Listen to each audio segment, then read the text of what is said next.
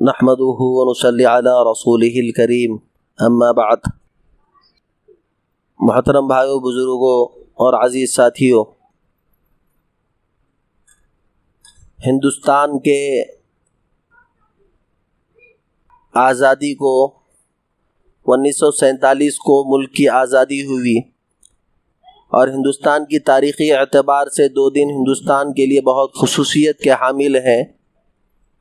پہلا 1947 15 اگست اور دوسرا 26 جنوری 1950۔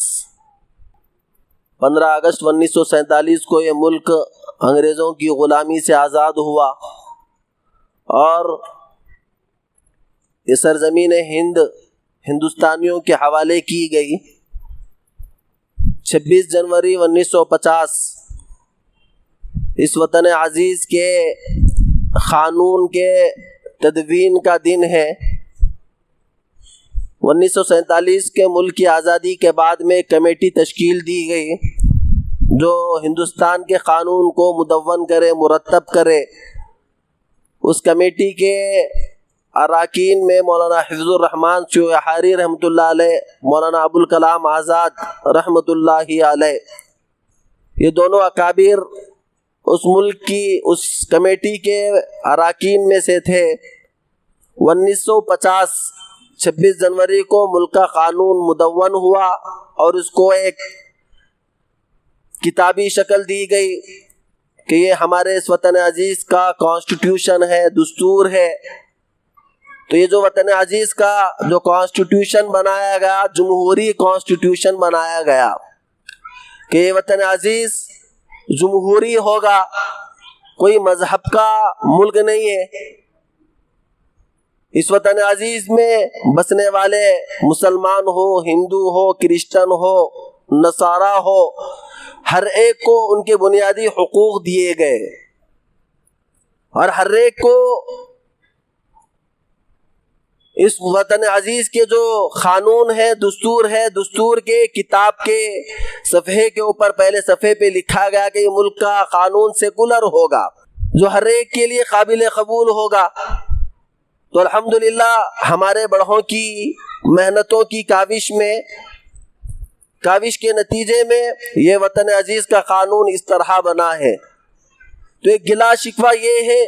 کہ 26 جنوری ہو، 15 اگست کا موقع ہو تو ہم لوگ خوب اپنے اسٹیٹس پر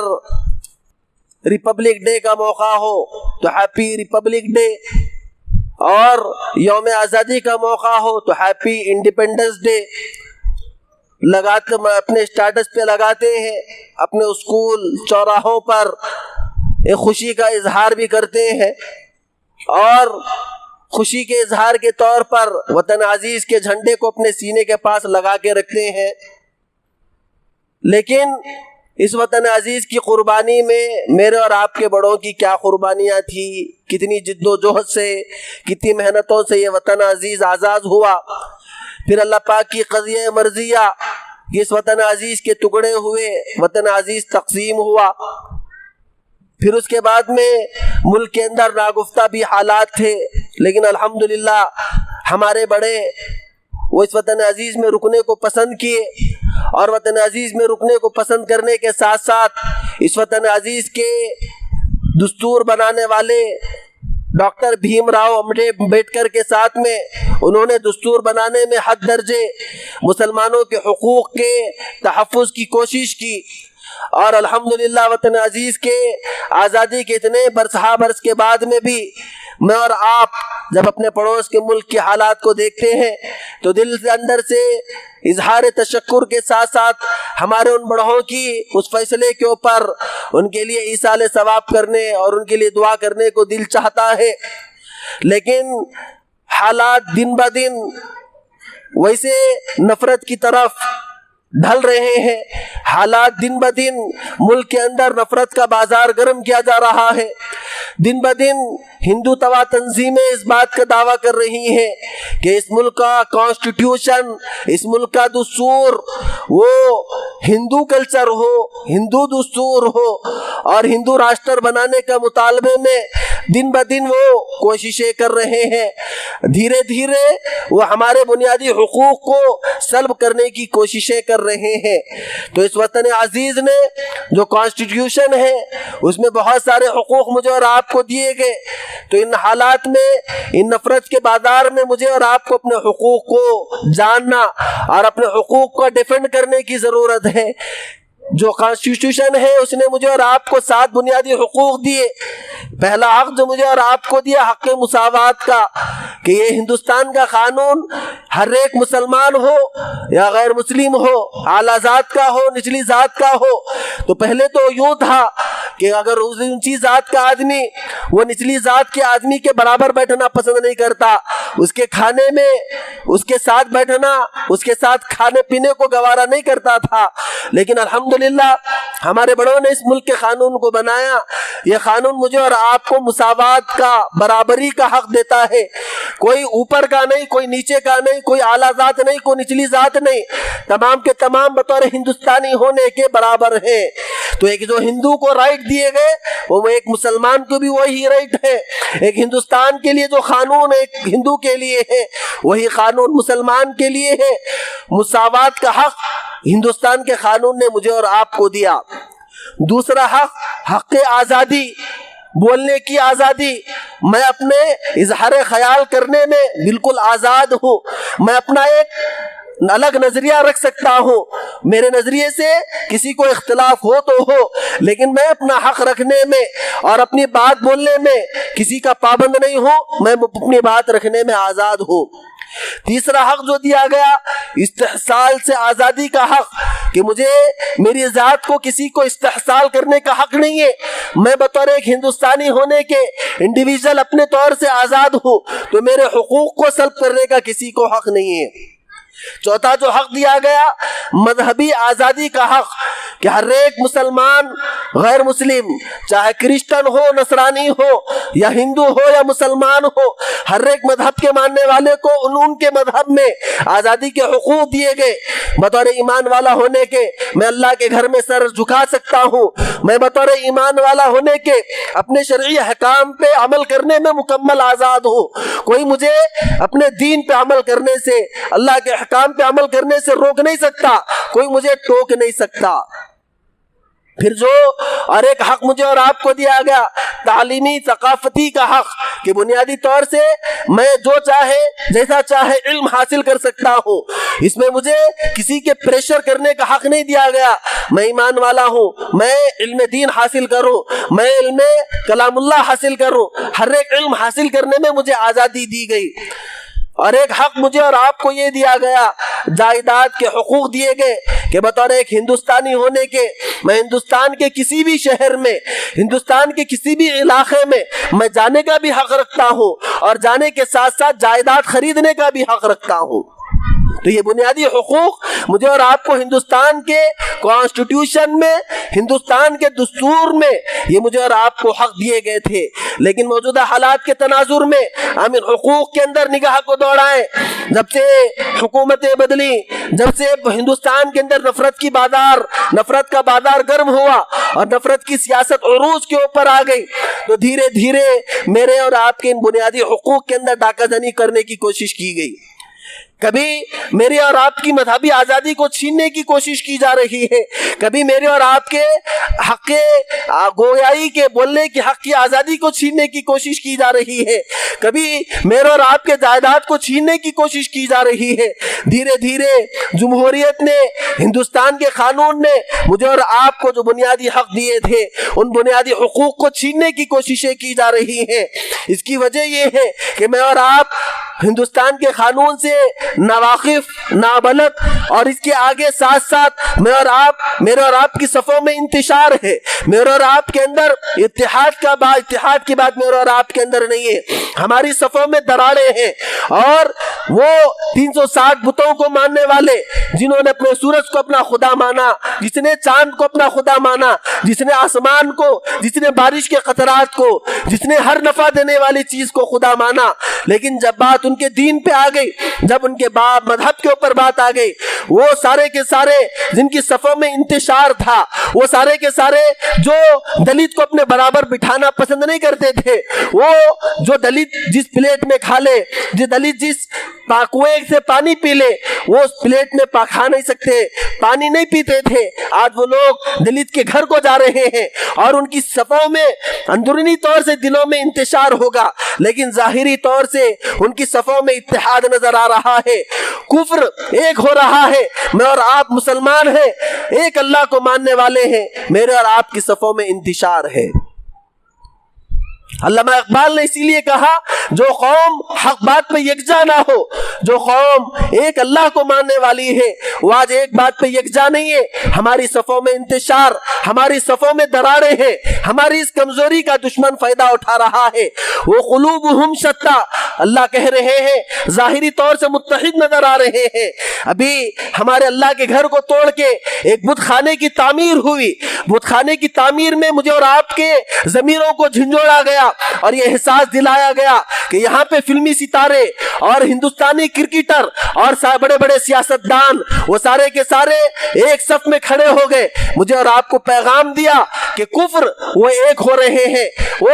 مختلف خداؤں کو ماننے والے وہ ایک صف میں کھڑے ہو کے مجھے اور آپ کو سبق دے رہے ہیں کہ اتحاد ہوگا تو ہم اپنے عزائم کو پورا کر کے ہی خاموش بیٹھیں گے۔ اس ہندوستان کو جو سرزمین آدم تھی، میرے اور آپ کے دادا حضرت آدم کی اترنے کی جگہ محبت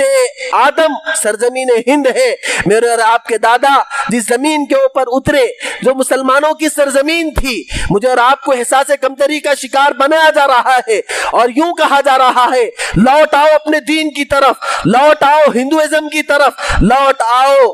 ان سینکڑوں خداؤں کو ماننے والوں کی طرف۔ تو ہم ان کی آنکھ میں آنکھ ڈال کر کہیں کہ سرزمین ہندوستان وہ تمہاری نہیں، وہ سرزمین ہندوستان میرے اور آپ کے دادا حضرت آدم علیہ السلام کی سرزمین ہے۔ تاریخ کو اٹھا کر دیکھیں، جنت سے حضرت آدم علیہ السلام کی زوجہ کو وہاں جدہ پہ اتارا گیا، حضرت آدم علیہ السلام کو سرندیپ ہندوستان کا ایک علاقہ ہے، وہاں پہ حضرت آدم اترے، دونوں الگ الگ مقام پر اترے۔ حضرت آدم کئی سالوں کے بعد میں حضرت آدم علیہ السلام وہ جا کر وہاں اپنی زوجہ سے ملاقات ہوئی، ہندوستان کے اندر لائے قابیل حابیل جو حضرت آدم کے بیٹے تھے، وہ حضرت آدم علیہ السلام کے دونوں بیٹوں میں جب پہلا قتل کیا گیا، وہ سگے بھائی نے سگے بھائی کو قتل کیا، سرزمین ہندوستان میں ان کو دفن کیا گیا، اور تاریخ کے حوالوں سے ملتی ہے بات، حضرت آدم علیہ السلام کے ایک بیٹے حضرت شیش جو نبی تھے، حضرت شیش کے بارے میں تاریخ کے اعتبار سے یہ بات کہی جاتی ہے کہ یوپی کے اندر سرزمین یوپی میں فیض آباد کے بازو ایک گاؤں میں حضرت شیش علیہ السلام کی قبر اطہر بھی موجود ہے۔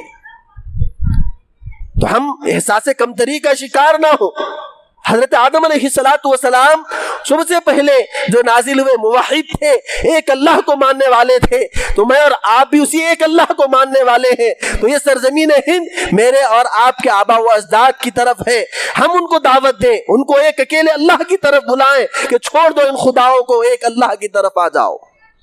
ہماری اپنی صفوں میں اتحاد ہوگا، میں اور آپ اپنے بنیادی حقوق کو اگر جانیں گے اور اپنے بنیادی حقوق کا ڈیفینڈ کریں گے، اگر میرے اور آپ کے مذہب کی اندر درار کرنے کی کوشش کی جائے، اگر ہم متحد ہو جائیں، جمہوری انداز سے اپنے حقوق کا ڈیفینڈ کریں، تو وہ دن دور نہیں ہوگا کہ حکومتوں کو جھکنا ہوگا، کیونکہ جمہوریت یہ ڈیموکریٹیکل جو رائٹ مجھے اور آپ کو دیے گئے، انتخاب کے ذریعے ہم حکومت چن بھی سکتے ہیں، حکومت گرا بھی سکتے ہیں۔ اگر حکومت ہمارے دستور کے قانونی اعتبار سے جو رائٹ دیے گئے ان رائٹس کے اندر مداخلت کرتی ہے، تو میں اور آپ کو یہ حق ہے کہ ان رائٹس کا ڈیفینڈ کریں، میرے اور آپ کے مذہبی تشخص کو ختم کرنے کی کوشش ہو، مجھے اور آپ کو بولنے کی آزادی کے حق کو سلب کرنے کی اگر بات کی جائے، تو مجھے اور آپ کو اس بات کا حق دیا گیا ہے کہ ہم اپنے حقوق کا ڈیفینڈ کریں اور اپنی بات حکومت کے سامنے رکھیں، اپنی تاریخ کو پڑھیں، ہم غیروں سے متاثر نہ ہو، غیروں کے آگے ہم اپنے دل کے اندر احساس کمتری کا شکار نہ ہو۔ وہ جو حق ایک ہندو کو دیا گیا وہ حق مجھے اور آپ کو بھی ہے۔ ہم کوئی دوسرے درجے کے شہری نہیں ہیں، ہم ایک نمبر کے شہری تھے، ایک نمبر کے شہری ہے اور ایک نمبر کے شہری رہیں گے، اور اپنے مذہبی تشخص کے ساتھ ہم ایک عرصے سے سرزمین ہندوستان میں زندگی گزارتے آ رہے ہیں، اور انہی مذہبی تشخص کے ساتھ ایک اکیلے اللہ کو مانتے ہوئے اور رسول پاک علیہ السلام کے سنتوں پہ عمل کرتے ہوئے، اپنے مساجد کی حفاظت کرتے ہوئے انشاءاللہ قیامت تک ہم اس وطن عزیز کے اندر تھے، ہیں اور قیامت تک رہیں گے۔ ہمارے بڑوں نے اس وطن عزیز کو خون دے کے سینچا ہے، اور اس وطن عزیز کی ترقی میں ان کا نمایاں رول رہا ہے۔ ہم بھی اس وطن عزیز کی ترقی میں برادران وطن کے ساتھ شانہ بشانہ چلیں گے، شانہ بشانہ کھڑیں گے، لیکن جب بات دین کے اوپر آئے، جب بات اللہ اور اس کے رسول کے اوپر آئے اور ہمارے مذہبی تشخص کو چھیننے کی بات آ جائے تو ہم ہرگز اس بات کو انشاءاللہ گوارا نہیں کریں گے۔ تو ضرورت اس بات کی ہے کہ ہم آنے والی نسلوں کو، اپنے نوجوان بچوں کو اور معصوم بچوں کے ذہنوں میں بات کو بٹھائیں۔ آج اسکولوں میں، کانوینٹس میں اور جتنے کالجز ہیں اس میں آزادی کے جو یوم آزادی کے موقع پر اور جمہوریت کے نام پہ ہمارے اکابرین میں سے صرف 2-4 نام بتلائے جاتے ہیں۔ جتنی لمبی چوڑی فہرست ہوتی ہے وہ ساری کی ساری غیر مسلم بھائیوں کی ہوتی ہے۔ تو اپنے معصوم بچوں کو سمجھائیں کہ اس وطن عزیز کے چپے چپے میں ہمارے علماء دین نے، ہمارے مذہبی رہنماؤں نے، ہمارے بڑوں نے اس وطن عزیز کو اپنے خون سے سینچا ہے۔ آزادی کی تاریخ کو پڑھیں، جتنی لمبی تاریخ ہے وہ برادران وطن ایک مخصوص وقت تک، تھوڑے سے وقت کے لیے برادران وطن کو اپنی صفوں میں آزادی کے لیے، لڑائی کے لیے شامل کیا گیا تھا۔ ہمارے بڑوں کی دور اندیشی یہ تھی کہ سارا ہندوستان پڑوس کے ممالک کے ساتھ متحدہ ہندوستان بنے، لیکن انگریزوں کی ایک چال اور بہت سارے اپنوں کی منافقت کی وجہ سے ملک تقسیم ہوا، اور ظاہری طور سے ہم اس ملک کے اندر کمزور ہوتے ہوئے نظر آ رہے ہیں۔ لیکن اللہ نے کہا وَاعْتَصِمُوا بِحَبْلِ اللَّهِ، ایمان والو اپنی کمیت کی طرف، اپنی تعداد کی طرف نگاہ نہ رکھو، اللہ کی طرف نگاہ رکھو، اللہ کے حکام کو مضبوطی سے تھام لو، اللہ کی رسی کو مضبوطی سے پکڑے رہو۔ تاریخ گواہ ہے بدر میں ہم کم تھے، احد میں کم تھے، جنگ حنین میں کم تھے، خندق میں کم تھے، ہر موقع پہ کبھی ہم نے تعداد کی وجہ سے اللہ نے ہمیں عزت نہیں دی، اللہ نے عزت دی ایمان کی وجہ سے، اللہ نے عزت دی محمد رسول اللہ صلی اللہ علیہ وسلم کے دامن کو تھامنے کی وجہ سے۔ تو ان ناموافق حالات میں ہم اپنے تعداد کو نہ دیکھیں، دشمنوں کی طاقت کو نہ دیکھیں، میرا اور آپ کا ایمان ہے، یقین ہے، ہوتا وہ ہے جو اللہ چاہتے ہیں۔ اللہ کہہ رہے ہیں تُعِزُّ مَن تَشَاءُ تَنزِعُ الْمُلْكَ مِمَّن تَشَاءُ، حکومت چھینیں گے، حکومت کا دینا اللہ کے ہاتھ میں ہے۔ اسی لیے ہم مایوسی کا شکار نہ ہو، اور حکومت چاہے کس کی بھی ہو، ہم آنکھ میں آنکھ ڈال کے اپنے حقوق کا دفاع کریں اور اللہ کے حکام کو مضبوطی سے پکڑتے ہوئے اللہ کے حکام پہ عمل پیرا ہو، تو دنیا کی زندگی بہرحال ختم ہونی ہے، ہمیشہ ہمیشہ کی آخرت کی زندگی، اس کے اندر مجھے اور آپ کو کامیابی ملے گی۔ اللہ پاک مجھے آپ کو عمل کی توفیق نصیب فرمائے۔ آمین وآخر دعوانا الحمدللہ رب العالمین۔